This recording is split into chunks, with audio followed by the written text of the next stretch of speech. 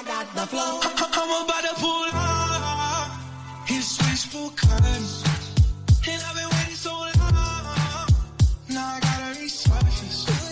Ain't no way back to talk stop. All that bright and we burn it. Cause I've been feeling cool talk. I've been fucking cool talk. Turn around.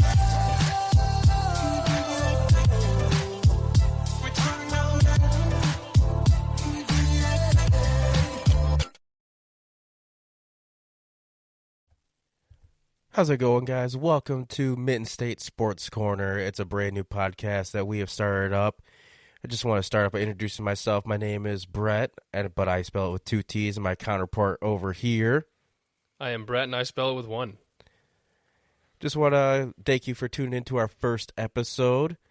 We got lots to talk about. We're mainly going to be talking about Michigan sports just in general. So we'll have all of University of Michigan. We'll dabble into Michigan State and all the other colleges as well. Then we'll have the 4 pro sports teams as well. So we got a lot to talk about. We're going to just jump right into it since we got quite a bit. So we're going to jump into Red Wings free agency since that just happened just the other day. And we're big hockey fans, so we'll just jump right into it. So what do you think about Steve Yzerman, how he approached this free agency period? Well, I think that, there's more to be desired in the eyes of the fans. I mean, I think that, most fans would want that, Steven Stamkos, so they're going to want, Marchessault, or they're going to want something like that. But, those guys are going for, like we said, Marchessault went for 5.5, Stammer went for 4.8. I mean, those are big contracts, and Stevie has not proven to really be interested in doing those, as the general manager of the Red Wings, or Tampa even. I mean, if you remember, wasn't that long ago when the Red Wings and Tampa were in the contention for Stammer again. What was it, 2015, 16, something like that? I mean, it was a while back, and Yzerman ended up winning because he was GM at Tampa, but, he doesn't like long-term deals. It's just a fact. He doesn't like them. He knows that they typically on the back end are just detrimental to the team. Something that, unfortunately, as good as Ken Holland was for the Red Wings, I think that, he unfortunately left us with a couple of those contracts that, they really they might have been great in the first couple of years, but they really hurt us, and that's something that Stevie, is not getting enough credit for, that cap situation that he had to fix, So, that's the biggest thing that I think everybody forgets is, it's great to, put in the headlines that you got a Steven Stamkos or, you went out and got somebody like that, but, at the end of the day, you still got to pay them, and you got to have enough money to pay everybody, and they got some big deals coming up. Yeah, but they filled a couple holes, I would say, with this free agency period, and also opened up some opportunity for some young players to come in, which is what every fan's been saying to do for the last couple of years, but now that they didn't go get those big fish, people are up in arms. But seeing some of the term that those big-name players like Stamkos and Marchessault and so on and so forth, the term and the money that they got, that's not how Steve Yzerman does it. He doesn't like to give a lot of term. He doesn't like to give a lot of money. He's only going to give a lot of money to his stalwarts. So obviously he's going to give it to Seider. He's going to give it to Raymond. He gave it to Larkin. Right. But he's not going to give it to a 35-year-old Stamkos who's on the latter half of his career, who's got maybe 2 to 3 years left in him. Yeah, and I think, let's be real. Steve Yzerman is not somebody that typically likes to be in front of the media at all anyway.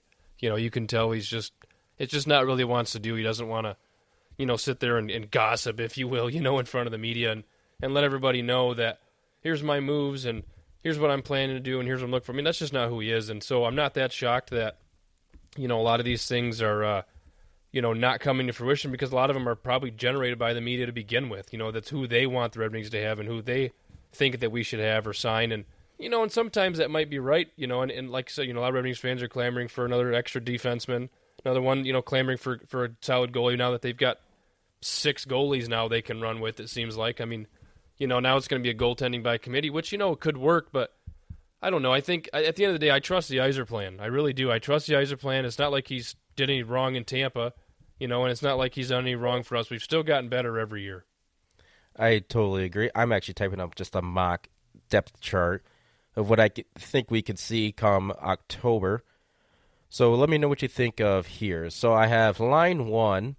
I got Raymond, Larkin, Tarasenko, a free. Interesting. And I think, an underrated signing. Obviously, he's not what he was in St. Louis, but he still brings an elite offensive capability, and I think he would flank pretty well with Larkin and Raymond. Well, Larkin's somebody that he's a grinder, right? I mean, he's going to go in there and he's going to do the dirty work for this team. And obviously, as we saw last season, I mean, this team absolutely fell off the map when he got hurt. And unfortunately, I got to tell you, that's not something that should happen. I mean, they've got Cat, they've got Kane now, they've got Tarasenko. I mean, really, for me, if Larkin were to get hurt again, it'd be probably his third year in a row now. I think he's missed some time. And that could be a problem. But this team needs to learn to win without him too. Now, as good as a player as he is, I mean, those injuries are going to happen, and you have to be able to sustain somewhat relevancy in that time frame. You can't go 2-10 in March. The month before the playoffs are here. You just can't do that. You have to. At minimum, you go 5-5 or 6-6 or whatever it is. Maybe you go 4-6 or whatever. I mean, you have to hang in the hunt. I mean, God, as we came down to 1 point last year. But, this team just absolutely derailed. And so I think the signing of, re-signing, if you will, getting a full season out of Kane, I think it's going to be huge. I think that's really going to bode well for us because him and DeBrincat really worked well last year together. And DeBrincat, he was a little streaky, but, I look at every big-name signing.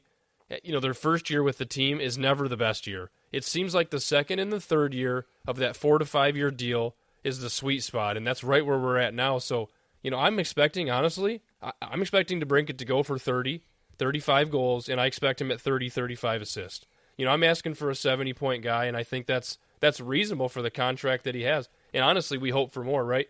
You hope for a point per game out of Larkin, a point per game-ish out of DeBrincat, half a point, 3/4 of a point a game for Kane. And now you're starting to roll. And now you've got a guy, like you said, Tarasenko now that can bury it. Now you've got somebody like, Compher that can pitch in now and then. You've got, all these things that can definitely change the tune of the team. So it lets me jump into my second line projection, which actually was a line towards the end of the season. We got DeBrincat, Compher, and Kane.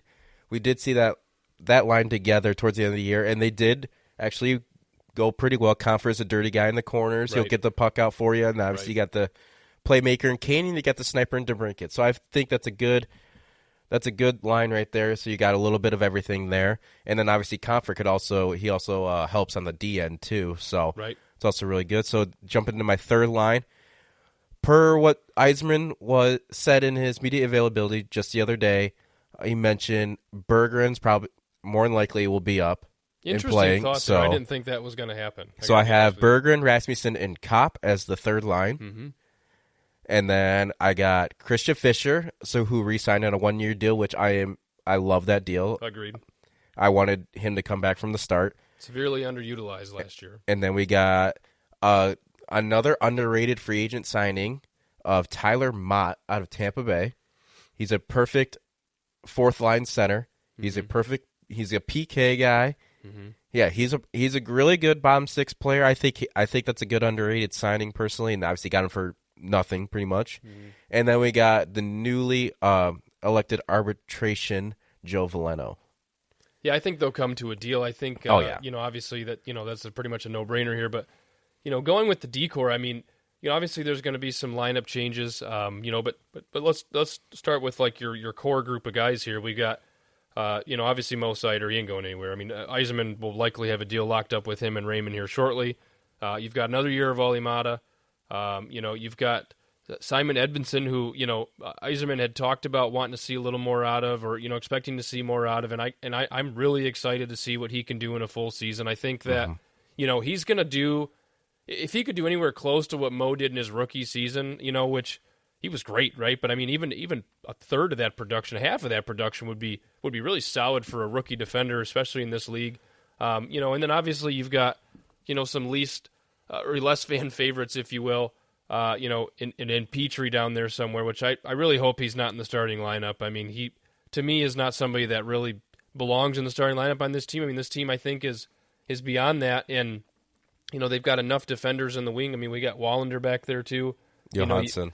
Johansson, you got Wallander up front there. You got Sandin Palika, maybe a season out. Yeah, I would say he's a season out from Heard a lot of good rumblings about him. He had a very good development camp from all the interviews I saw and everything. So, and a little highlights. Yeah, he looked very good. I think someone that might contend for this opening night roster, might push out one of those bottom 6 guys or something like that. Might be Nate Danielson. So, Who do you think he pushes out, though? I mean, but the thing is, he looked very good in the preseason last year. He had a very good development camp, and I guess Dan Cleary was like the main guy for the development camp. And when they interviewed Cleary, they said they obviously asked him if there's one guy out of this development camp roster who could make the opening night roster. He said it was Nate Danielson, hands down. well, he's looked really good from everything that I've seen, and really, I mean, the Red Wings need a shifty, smaller, which, I mean, obviously Raymond's kind of that guy, but, they need a couple shifty, playmakers, goal scorers, setup guys, and it looks like Danielson's going to be able to fill that role. I mean, I could easily see him slotting over there and kicking Fisher out of the lineup. I mean, and I like Fisher, and again, I'm not here to tell you he needs to come out, but I mean, I could obviously see that happening with the reasonable deal that he signed. Obviously, like you said, Tyler Mott signed a pretty, team-friendly deal there, so I could obviously see him kick any one of those out.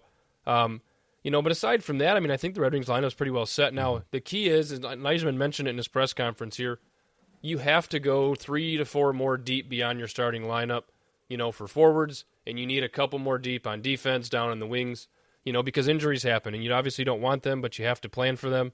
So, obviously you have your 6 defensemen, but really, I mean, you need to have 9 ready to go and 9 that you're comfortable with, I think, because, again, it's not unrealistic for 1 or 2 to be down at the same time. So the deep pairings I have, projection, which I would personally like to see. This probably won't happen, but obviously Edmonton and Seider first pair. I would love to see that they were both a left-handed and a right-handed D. And then I would have Ole Mata with the newly signed Eric Gustafsson out of New York for a 2-year deal, who was, I would say, the Gostisbehere replacement. They're pretty much the same player from what I've been reading. Don't know too much about Gustafsson, but I have heard of his name before. And then we got Sherratt and Petrie as the third pair with Justin Holl as the extra. More than likely what we're going to see is what we saw towards the end of the season where Jake Wallman got hurt. So obviously they had to slot somebody in next to Seider, so they just moved Sherratt to Seider, and then when they brought Evansson in, they slide him next to Petrie. That's probably what we're going to see because I think that's those are pairings for some reason Derek Lalonde likes. Yep. And then we get the 3 goalie tandem of Alex Lyon, hopefully a healthy Ville Husso, and a newly signed Cam Talbot, which I actually like it. Cam Talbot's a very good goalie. Yep. Only a 2-year deal, very low AAV on him. And I think, obviously, because it sounds like they don't really know what's going on with Ville Husso. He apparently, I would say if Husso was 100% ready to go now, they don't sign Talbot. Well, I think that right now, as it currently stands, in my honest opinion, I'm sure you'll probably agree, Cam Talbot's a starter. I think that Alex Lyon is like that really strong 1B, but I think he's kind of that start. I mean, I think a lot of people would say, "Oh, Alex Lyon's a starter." Well, he ran out of gas at the end of the year. I mean, doesn't mean that he couldn't go back out there and do what we asked of him last year, this year, right? I mean, that's definitely possible. But you have to worry about it, right? I mean, he did run out of that gas, so to be able to maybe you split them games, maybe they get 40 games apiece or whatever it is, right? 30, maybe they get 30 games apiece, and then between Husso and whoever else, right? Maybe they spot fill some games here and there, whatever, maybe some injuries or whatever. But, I think that I don't think you can push Lyon much more than 40 games. I think that's just by what we've seen so far. I think that's probably even pushing it. 30 to 35 would probably be really acceptable for the Red Wings. And if Cam Talbot's able to give him another 30 starts, 35 starts, now you're looking at filling, 10 to 15 starts with, Ville Husso. And that allows Husso to not feel pressured to come back and really get right, because whatever's been bothering him, it's been pretty close to the vest. Whatever's been bothering him, has really messed him up. I think his mental, status here is really, obviously been very challenging on him. But it's really messed with me. And obviously, I'm being a goalie myself. I know that it's more mental game than anything else. You get in your own way more than anything, and so, I hope that for Ville's sake, I mean, he played really well his first season here. I really hope that he can turn it around, because that gives Red Wings 3 solid goalies in net. And to be able to rotate any one of those 3 come end of season / playoff time, I mean, you never know what you can use then. Would be a really strong asset for the Wings team. Another cool little tidbit. We had the newly acclaimed Hockey Hall of Famer came back and was on the ice for the development camp. Did you see that? Pavel Datsyuk. Mr. Pavel Datsyuk finally came back to Detroit. Maybe it's a sign that maybe he was just a guest coach, or maybe it's a sign that he may be part of the European scouting in years to come. Who knows? But it was really cool to see, and obviously it was a surprise to everyone. And then when the Red Wings put that out on social media that he was out there with them, that was so cool to see. And he was like in full on coaching mode, which was an awesome sight to see. Yeah, I think everybody love and respects that man in Detroit, but in not only Detroit but across the league. And and there was so many congratulatory messages and posts and and broadcasts and things of that congratulating the magician. But more than that, I mean, can you imagine being a 18, 19, 20-year-old prospect coming up in the Red Wings system, a real historic Original Six franchise, and your first time at development camp and you're skating with Pavel Datsyuk or catching passes from Datsyuk? I mean, what an experience. I mean, my God, even if you didn't make it, I mean, I would imagine the skills or maybe some of the tidbits you picked up from that 1 or 2 days with him, I mean, would probably mean a lot compared to some other kids. So what an awesome thing for not only the Red Wings to be able to have him, but an awesome thing for Datsyuk himself to do. Obviously being in town for that and just kind of being celebrated. But I remember growing up watching him. I mean, unbelievable. I mean, that man would undress every defender possible and then do it again just for fun and go out and bury it. I mean, he was unmatched. I mean, him and Zetterberg come up together. Late round draft picks, both really elevated this franchise to the through the beginning of the salary cap era. And really, I mean, obviously, equally as effective in their own way, but there probably won't be very many like Pavel Datsyuk. Totally agree. If we just want to go down the line of as far as who left the Wings this offseason and who they brought in, if you say it's an upgrade, neutral, or a downgrade. So what do you think? So obviously we brought in Vlad Tarasenko, and then Robbie Fabry got immediately moved out within 10 minutes after the announcement was made. So I would say Fabry was moved out for Tarasenko. So, but I loved Robbie Fabry. I loved the heart he had. He put it out there every single night. Obviously, he had a lot of injury problems, but whenever he was out there, boy, did he give it his all. I liked him as a Red Wing, but I do believe you get more offensive upside with Tarasenko. Well, and it's not like Tarasenko hasn't had a couple injuries in his career, right? I mean, obviously that's happened, but I think, like you said, yeah, the upside's just higher. I mean, both, things equal, right? Both healthy, 100% ready. I mean, Tarasenko's the better player. There's just no doubt about it. Robbie Fabry, yeah, I mean, it's kind of like having moral victories, right? Red Wings have had a lot of moral victories over the last few years. They've had a lot of those learning moment games or those, got to figure out how to win time. Well, it's time to win those games now, and you win those games with guys like Tarasenko. You win those games with, guys like Kane. You win those games with guys like DeBrincat. You win those games with a healthy Larkin.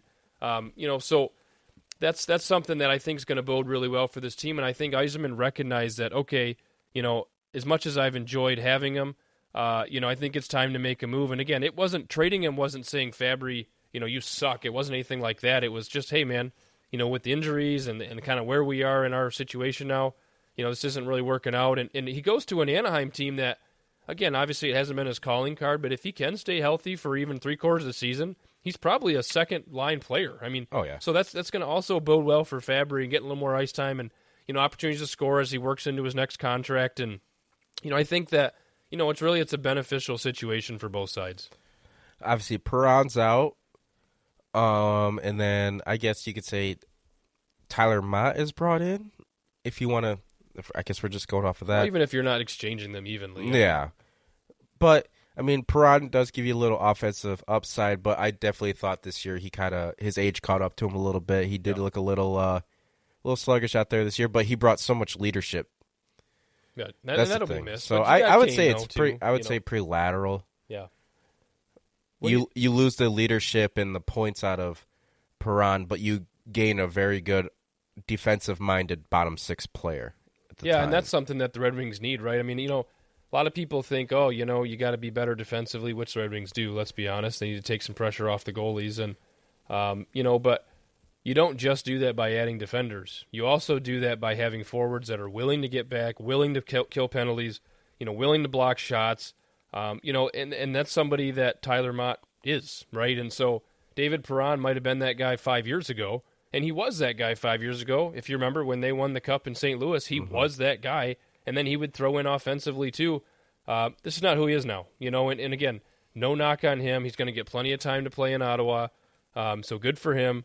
And at $4 million a year, whatever he signed That's for, a little too much. That's just too much. I mean, if it's $1 million a year, I say you keep him around $1.5 million, even maybe even $2 million. You could argue.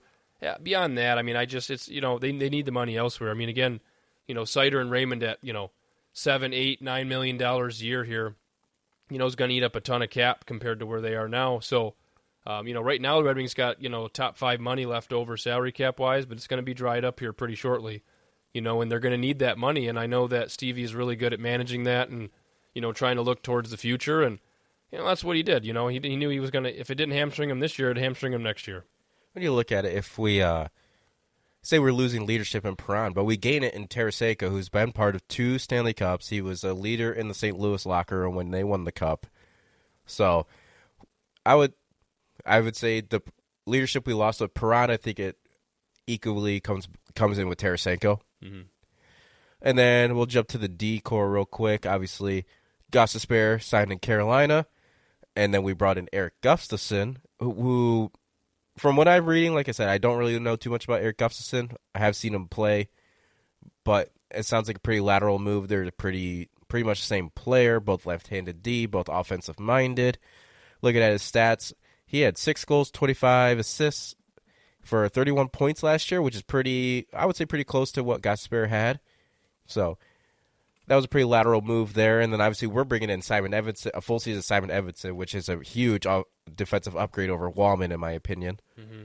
Yeah, I think, obviously a lot of the fans, hate to see Wallman go, and I do too, right? I mean, obviously he was, I would say definitely a part of this little turnaround the Red Wings have started to get on now and again. It's kind of been slower than some would like, but, he just, he had some energy. The Giddy obviously was really, really well liked around the league, obviously, but, it was, honestly, it's another situation where it's going to end up working out better for Jake too, because he was going to lose a ton of minutes this year, and you're not going to pay a sixth or seventh defenseman, $3 million a year, $4 million a year. So, it's just another one of those business decisions. It wasn't personal. I don't think Stevie disliked Jake Wallman, and neither did we. But, I think it's just one of those business decisions. You got to make room, and you got to change the structure of the team a little bit. Yzerman said it himself. He expects the team to be very much the same, but he just expects more production and more growth.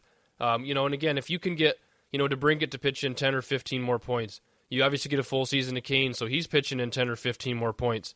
You get somebody like Tarasenko, he's going to, like you said, maybe he's a 10 or 15 more point upgrade over, Perron or whoever you're going to tell him he's replaced. He's going to slide in on PP2 as well. Yeah, so, I mean, there again, maybe a plus or minus, and maybe, like Stevie said, if you maybe just save 10 more goals or 15 more goals throughout the year, now all of a sudden you're a plus 20 or plus 30 where you were last year, and I'm here to tell you that's at least 3 or 4 games. Mm-hmm. And again, that's probably at minimum. So that puts them in the playoffs. I mean, that's what Stevie's saying. He's like, hey, we don't need to make radical moves here and totally blow this team up. They're close. They really are close. But obviously, just been so long. It's as Red Wing fans, we're just getting itchy. I get it. It's a tough NHL nowadays. It's not as easy to get in the playoffs anymore. It's a very tough NHL nowadays, where every team is pretty equivalent. So it's not easy getting these playoffs. I understand the frustration. Obviously, I'm frustrated as well, but I'm not throwing in the towel saying like, well, we need to change this, we need to change that. No, everything's moving in the right direction. So you just got to stay its course. Obviously, you're going to have some of these other teams that are top dogs now, but they're going to start hitting the snag like how the Red Wings had to do it, where they had to tear it down a little bit. They had to have some low years to come back up. That's just how the NHL works nowadays. And unfortunately, during these rebuild times that the Red Wings have had, and now they're on their come up again, you have the juggernauts of Toronto, Boston, the Rangers, and obviously Stanley Cup champion Florida Panthers. Like, and this is all in their conference alone. 3 of those were in their division, right? And let's not forget about Tampa. Yeah, I mean, they might be, not what they were a few years ago, but they're still not an easy out. So yeah, I like the offseason so far. I like that they didn't give a lot of money out. They didn't give a lot of term out. So they're really opening the door for these young kids to make their name and have their chance. That's what this offseason is showing me, is that they're opening that door for them. Yeah, I think, definitely, excited to see what the Red Wings can do here. And, obviously excited to see them on the ice. We're obviously being big hockey fans. So, hopefully all this is good stuff. Hopefully it's just wishful thinking as fans that happens every year. And we can, obviously get down to business here shortly. But, obviously as we move on here, I do want to talk a quick tidbit about the Detroit Pistons here for a minute. They have not been a team that's been very good. And that's just the facts. I mean, they've not been very good at all. And I'm not a humongous basketball fan, just myself personally. I do follow because I follow all Detroit sports. But, this team has lacked an identity for several years. One can point to they made the playoffs with Blake Griffin. Well, they got swept. And they weren't even close. I mean, that was Blake Griffin hauling them to the playoffs, on a bad knee. And it showed. I mean, they got wailed on. And, this team, 14 wins last year? I mean, they're not making moves. Now, granted, they've gotten rid of Troy Weaver now, which, thank God. I mean, there was nothing happening there. There was a logjam of forwards, and they couldn't shoot. It was just really weird configurations. And I think, personally, I really think that he hamstrung Casey. I really do. And I think that he, had his hand in too many things. And, I think it caused problems. And I think that, obviously, hearing that draft picks agents, I don't know if you heard this part, draft picks agents in this previous draft here were literally telling players not to go to workouts in Detroit. I mean, they were that scared of that player getting drafted. I mean, I don't know if you know this, but the draft pick they picked here, Ron Holland, had never worked out for him. He never came to the facility. They never sat down and talked to him at all. And again, that's not necessarily anything on him specifically, but there was a lot of players that refused to do workouts for him. And this is a franchise that the bad boys of Detroit, right? I mean, they put a thumping on the league for several years, and I know that we're not in the same boat now, but this is just a team that really, they have a ton of young talent on the team. They just got to figure out, how to mesh them together. And if that means moving a couple out, bringing a couple veterans in or whatever, that might be the case, which they've done. I mean, they've brought in Hardaway. New coach, too. They've gotten rid of Monty Williams, but I got to tell you, I was a little shocked after only the first year. I thought they'd give him at least a second year to say, okay, new GM, new philosophy, and maybe see if he can, get him to grow. But, I think it all starts with Tom Gores, to be totally honest with you. I think Tom Gores is a big part of why we are where we are. And I don't know if it's a money thing. Obviously, he's willing to pay people to a degree. I mean, he paid $65 million for Monty to go away, so apparently that's not the problem. But it's interesting that, for several years now, they've been chasing these guys either on the back end of their careers, right, for one-year deals or redemption deals or, former lottery picks looking for, a little bit of action. And it hasn't done anything for this franchise at all. Cade Cunningham, obviously, is a star. Just signed his rookie max extension. Well-deserved. Jaden Ivey, I really like him personally. He hasn't done a ton, but also at the same time, he's been really oddly utilized at times. I mean, he'll get mega minutes, and then he'll be on the bench, and it's just been really strange. I'm not sure what's going on there. So, again, they got to find ways. I mean, they got, Wiseman's gone now. That was a weird trade in general, getting rid of Bay for Wiseman. I never figured that out. So they've obviously restructured the roster a little bit, but what's the improvement? I mean, even if they go out and, grab another 10 wins, I mean, God, that puts them at 25 wins. I mean, they have so far to go. I mean, they're 5 years away from being a force in the playoffs, and unless something really changes. I mean, what do you think? Well, they brought in this new coach, J.B. Bickerstaff. He was Cleveland's coach for a few years. They've gone to the playoffs. So we'll see. Obviously, who'd they sign this morning? Who was it that they signed this morning? Oh, Malik Beasley, 41% three-point shooter last year.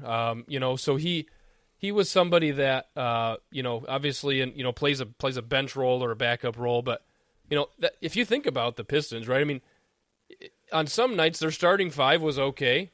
Their bench was awful. I mean, their bench would get outscored by 50 in a night sometimes. I mean, just embarrassing. And so, you got a guy that can go out there and he'll give you, 10, 15, maybe 20 minutes at the most. But if he goes out there and drops you a couple of dimes, that's fine. I mean, they got guys that would go out there and throw up 10 shots off the bench and not make one of them. I mean, Killian Hayes, for example, they're one of the first draft picks of Troy Weaver's era. Worst one. I mean, one of the worst picks ever in basketball, I think. Right up there with Darko. And go figured, the Pistons had to do both of those. But Killian Hayes isn't even on an NBA roster right now, and they stuck with this guy through last year. So, that just goes to show you that how far they have to go. Just getting an average NBA player, which I would say Malik Beasley probably is because he's a role player at this point, an average NBA player. Just going out and getting somebody like that to put out there on the floor instead of Killian Hayes, that's an upgrade. So that's the kinds of things that, they really need to add this offseason around the edges, around the fringes, as you would hear. And then maybe prep for a star because they've got $60 million in cap space right now. I mean, it's absolutely insane. And Troy Weaver would go out there and say, let me pay $30 million to this guy. Or I don't know. I just didn't trust a lot of his decisions towards the end, and I was really excited for him going forward. And but he just didn't deliver, and that's your job as a GM. You got to deliver. The NBA is hands down like the top league where you could clearly tell there's a top half and a bottom half, and there's nothing in between. That's I would say of the 4 pro sports leagues, the NBA is the biggest on that one because you got your juggernauts. You got the Celtics. You got the Warriors, even though Klay Thompson is leaving. But then you got everyone else really. And it's like that every single year. So it may be tough. They got to get some, as it is in every league, you got to get those star players. Unfortunately, Detroit's not a hot spot for that right now. So, but hopefully if they can take a turn with this new front office, new coach, a little bit of a revamped roster, maybe they start making some buzz. Mm-hmm. Maybe it can bring in some big-name players. Maybe they're on the latter half of their career, but it's a big-name player like they did with Blake Griffin. Mm-hmm. So we'll see what happens. I think the biggest thing with the NBA, right, I would say more than any of the major sports, is very much a situation where one star player can put you in the playoffs. Obviously, as Blake Griffin did for the Pistons recently, but we talked about, but they didn't do anything with it. But so one player can put them there. So if they have the other guys, the young pieces, the complementary pieces, you got Cade Cunningham dropping 20 points a game. And then you go out and get that veteran, that star, and now there's 2. 2 out of 5 on the floor that are decent, legit players. You're going to win some games. So that's really kind of where they're at. We'll have to see what happens going forward. Like I said, I don't expect much out of them this year or probably for next year either, but hopefully in the next couple of years we can see some turn. Never in my lifetime have I had all 4 sports teams relevant at the same time. During my lifetime, it was obviously mainly just the Red Wings. The Tigers had a few of those years. The Pistons in the early 2000s were really good. And then obviously the Lions have been the Lions up until just now. So I would love, obviously, as a sports fan I would love to see all 4 teams relevant at the exact same time. Mm-hmm.